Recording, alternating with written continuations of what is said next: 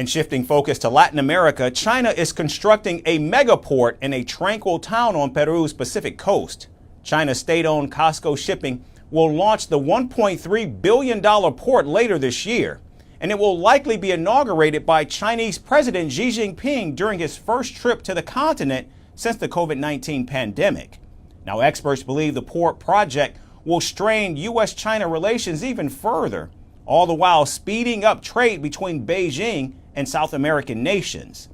Latin America could seek to embrace the surge of inexpensive Chinese goods, as the port in Peru would create opportunities for Beijing to expand its exports, including electric vehicles.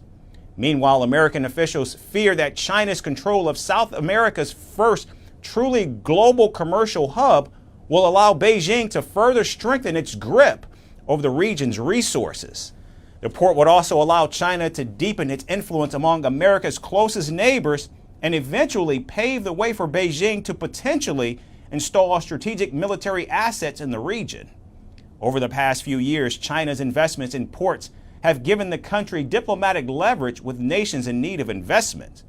Washington says the Chinese port in Peru could lead to increased debt similar to the situation seen in the African nations of Zambia and Ghana. The megaport has placed Peru squarely in the middle of the rivalry between the United States and China.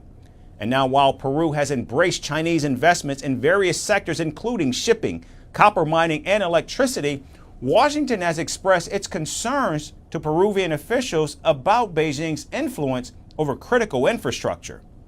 Peruvian President Dina Boluarte will travel to China later this month to meet her Chinese counterpart, and the two leaders are scheduled to hold bilateral talks on the 28th of June.